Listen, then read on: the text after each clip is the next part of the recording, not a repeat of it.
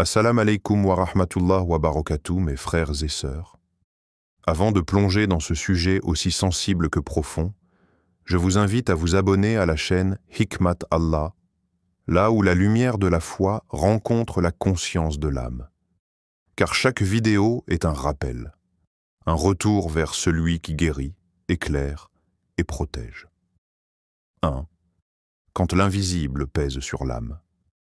Il y a des souffrances silencieuses que même les machines les plus sophistiquées ne peuvent détecter. Des blessures qui ne laissent pas de traces sur la peau, mais qui s'impriment profondément dans l'âme. Tu ressens une fatigue que le repos n'apaise pas, un poids sur la poitrine sans raison médicale, une tristesse qui flotte comme un nuage au-dessus de toi sans jamais pleuvoir. On te dit de boire une tisane, de faire du sport, de sourire plus souvent. Mais comment sourire quand l'intérieur est brisé par quelque chose d'invisible? Le premier signe, c'est ce mal persistant, une douleur physique ou émotionnelle qui résiste à toute tentative de guérison. Tu fais des examens, tout semble anormal. Tu fais des invocations, mais la nuit est encore longue. Tu cherches des réponses et tu ne trouves que le silence. Et ce silence est lourd. Alors tu te demandes, est-ce que quelqu'un aurait pu vouloir cela pour moi? Est-ce que la jalousie peut vraiment déchirer une vie à ce point? Le Coran nous éclaire sans détour. Ainsi est-il révélé, ils apprennent ce qui nuit à l'homme et ne lui est d'aucune utilité. Sourate Al-Baqarah 202. Certains cœurs, dévorés par l'envie, deviennent capables d'implorer le mal contre ceux qu'ils devraient aimer. C'est ce qui arriva à cette sœur. Mariée depuis 5 ans. Aucun grand conflit, mais des tensions constantes, des disputes surgies de nulle part, des cauchemars récurrents et une atmosphère devenue irrespirable. Et un jour, elle découvre que sa belle-sœur, rongée par la jalousie, avait consulté un voyant pour séparer ce couple. Mais elle, au lieu de riposter avec la colère, a couru vers la lumière. Elle s'est accrochée à Allah comme on s'accroche à une bouée dans une mer déchaînée. Prière de nuit, larmes sincères, et surtout, Sourate Al-Baqarah, récitée chaque jour pendant 40 jours. Elle n'a pas demandé que les choses s'arrangent vite, elle a juste demandé à ne pas sombrer, et Allah l'a sauvée, lentement, mais avec certitude, parce que ceux qui placent leur confiance en lui ne sont jamais abandonnés. 2. Les chaînes invisibles de la pensée. Il y a des prisons sans murs, des chaînes sans métal, et des voix qui s'imposent dans ton esprit, mais qui ne sont pas les tiennes. Tu veux prier, mais une pensée malsaine surgit. Tu veux sourire, mais une image sombre te traverse. Tu veux vivre, et pourtant une idée morbide s'insinue. À quoi bon? Non, ce n'est pas seulement une crise. Ce n'est pas toujours un déséquilibre chimique ou une dépression passagère. Il existe un voile qu'on ne voit pas, une fumée obscure qui s'accroche à la pensée, une oppression de l'esprit que les mots humains ne peuvent expliquer. Et parfois, cette oppression est le fruit d'une attaque, pas physique, mais spirituelle. Le Coran l'évoque avec une lucidité glaçante. Quant à ceux qui mangent de l'usure, ils ne se lèvent que comme se lève celui que le diable a frappé de sa touche. Sourate Al-Baqarah 275. Cette image, celle d'un homme déséquilibré, titubant, confus, c'est le reflet de certains esprits aujourd'hui. Des pensées qui ne leur appartiennent pas. Un fardeau mental qui semble venu d'ailleurs. Parce que la sorcellerie, ce n'est pas que des aiguilles plantées dans une poupée. C'est une guerre psychique. Une tentative de voler ta paix, ton équilibre, ta lumière intérieure. Elle murmure, tu es seul. Mais c'est un mensonge. Et si cette voix n'était pas la tienne? Et si cette pensée suicidaire n'était pas une faiblesse, mais une attaque déguisée? Et si ta souffrance mentale était le champ de bataille d'une guerre invisible entre l'ombre et la lumière? La guérison commence souvent par une prise de conscience. Je suis attaqué, mais je ne suis pas abandonné. 3. L'éloignement soudain d'Allah et du dhikr. Il y a des jours où ton cœur ne répond plus. Tu te lèves, mais tu n'as plus envie de prier. Tu ouvres le Coran, mais les lettres te paraissent étrangères. Le dhikr, autrefois doux comme une brise, devient lourd comme une montagne. et tu ne sais pas pourquoi.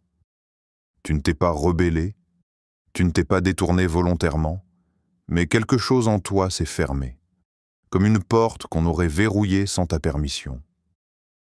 C'est là que commence le troisième signe. Un éloignement subtil, mais profond. Un dessèchement de l'âme qui t'éloigne de celui que tu aimes sans même que tu le comprennes. C'est ce qu'a vécu ce frère. Chaque jour, il récitait le Coran avec amour. Puis, sans raison, tout s'est effacé. Le silence, l'indifférence, l'absence. Il se demandait « qu'est-ce qui ne va pas ?» Un imam, avec sagesse, lui glissa une clé, Al-Falak et An-Nas, chaque matin, chaque soir, et une eau bénie chargée de paroles de lumière, versée sur un corps que l'ombre avait effleuré. Jour après jour, ses larmes sont revenues. Et dans ses prosternations, il a retrouvé la paix. Pas une paix théorique, une paix qui tremble dans la poitrine. Comme le dit ce passage puissant du Coran, dit « Je cherche protection auprès du Seigneur de l'aube contre le mal de ce qu'il a créé, contre le mal de l'obscurité quand elle s'approfondit, contre le mal de celle qui souffle sur les nœuds. » Sourate Al-Falaq, 113, 1, 4. Car oui, certains cœurs sont noués en silence. Des nœuds faits dans l'ombre, soufflés avec haine, destinés à couper le lien sacré entre l'âme et son Seigneur. Mais il existe une force que rien ne peut retenir. Les larmes sincères d'un cœur prosterné. Et si quelqu'un t'a noué dans le secret, toi, dénoue-le à genoux, en pleurant devant celui qui voit tout, entend tout et guérit tout. 4. Les blocages dans la vie sans explication. Il y a ces moments où la vie semble jouer contre toi. Tout paraît aligné. Tu te prépares, tu espères, tu avances. Puis, subitement, tout s'effondre. Un refus de dernière minute, une porte qui claque. Un silence inexpliqué, encore et encore. Tu te dis que c'est juste le destin. Ou peut-être une épreuve, mais au fond, une voix te souffle. Pourquoi toujours toi ? Le quatrième signe, c'est cette barrière invisible. Un mur que personne ne voit, mais que toi, tu ressens dans chaque pas. Comme une main obscure qui efface tout juste avant que le bonheur n'arrive. Ce que le monde appelle malchance, l'invisible l'appelle parfois autrement. Car il existe des verrous cachés, et parfois, ton nom est écrit quelque part, attaché, enterré, enchaîné par des mains jalouses. Une jeune femme en a fait l'expérience, pieuse, modeste, sincère. Mais chaque demande en mariage finissait par s'éteindre sans raison. Un rêve lui revint plusieurs nuits, son nom dans un tissu, enveloppé, caché sous terre. Ce n'était pas une imagination, c'était un appel du ciel. Elle répondit non pas en cherchant un marabout, mais en courant vers son Seigneur, Qiyam al-Layl, Ruqya, et le jeûne des jours bénis. Le tissu, elle ne l'a jamais retrouvé. Mais la barrière, elle est tombée. Et avec elle, la lumière est revenue. Le Coran dit « Et nous envoyons dans le Coran ce qui est une guérison et une miséricorde pour les croyants. » Sourate Al-Isra 17, 82. Question poignante. Et si ce que tu appelles un simple retard était une injustice cachée? Et si ton silence était justement l'épreuve? Et si Allah attendait que tu l'appelles, non par habitude, mais avec une douleur sincère, pure, brûlante d'espoir et de larmes, parce qu'il guérit? Mais parfois, il attend que ton cri vienne d'un endroit que tu n'as jamais exploré, le fond de ton âme. 5. L'hostilité dans le regard des autres. Il y a des regards qui délaissent plus que des mots. Tu entres dans une pièce, et soudain, le silence. Des sourires effacés, des amis devenus étrangers. Tu ressens cette chose étrange, indescriptible, une lourdeur dans l'air, comme si ton nom avait été murmuré dans l'ombre. Tu cherches une raison logique, mais il n'y en a pas, juste des changements brusques, des relations brisées, et ce sentiment que quelque chose t'échappe. Le cinquième signe, c'est ce poison discret qui s'infiltre entre les cœurs. Une hostilité qui ne vient pas d'erreur, mais d'un mal invisible. Souvent, tout commence par un simple regard. un regard chargé d'envie. Et contre le mal de celle qui souffle sur les nœuds, et du mal de l'envieux quand il envie. Sourate Al-Falaq, 113, 4 à 5. Certains n'acceptent pas ta lumière, d'autres préfèrent la voir s'éteindre que briller devant eux.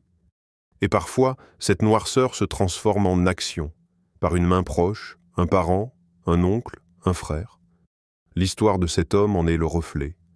Un colis, un simple carton. Dedans, de la terre, des cheveux, des nœuds. Un piège tissé dans l'ombre, envoyé par son propre oncle. Mais au lieu de céder à la peur, il a ouvert un autre livre, le Coran. Il a fait d'Al-Baqara son rempart, d'Ayat al-Kursizone épée, et de l'aumône quotidienne son bouclier invisible. Aujourd'hui, il vit entouré de lumière, non pas parce que la haine a disparu, mais parce qu'il a appris à s'abriter dans la miséricorde d'Allah. Réflexion intime. Et si ces regards que tu crains n'étaient que des rappels qu'il existe un monde que tu ne vois pas, et un Seigneur qui voit tout? Peut-être que la protection que tu cherches à l'extérieur commence à genoux au milieu de la nuit, quand personne ne te regarde sauf lui. Comment se libérer?